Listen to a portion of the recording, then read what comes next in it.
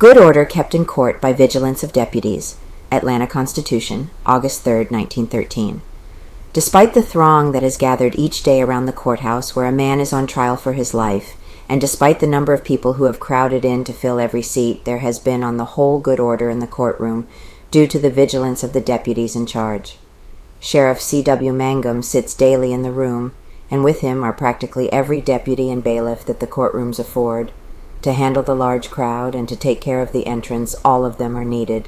In charge of the men is a deputy who has figured in practically every sensational trial in Atlanta for a number of years, and whose knife with which he raps for order and tiny rose which he wears on his lapel are known to every court attendant in Atlanta.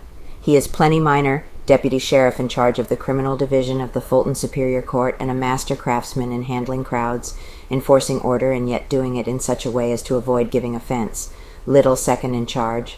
Drew Little, another one of the sheriff's deputies, is second in charge, and there are, in addition, a number of city and county policemen who keep the crowds on the outside from clustering around the doorway. The task that the deputies have is a big one each hour on account of the interest in the case and the length to which some of the spectators will go to obtain a choice seat.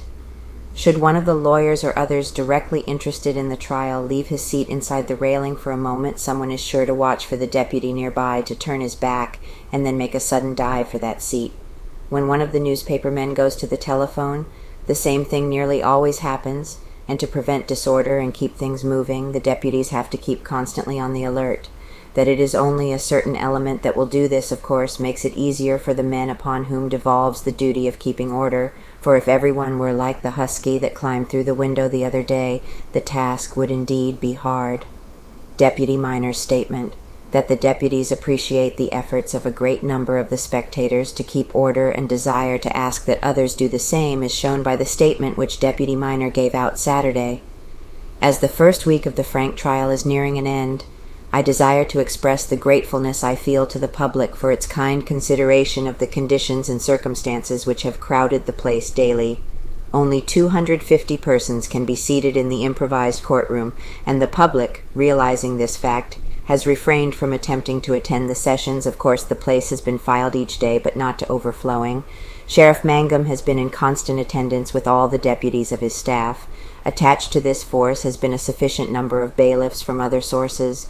The county police also have been an invaluable aid to handling the crowds.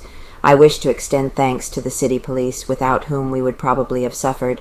But above all, the public, realizing the situation, has acted in such a considerate manner that I wish to give my sincerest thanks to everyone who, for a single instance, contributed 1 iota toward our assistance. Gratefully, signed, Plennie Miner.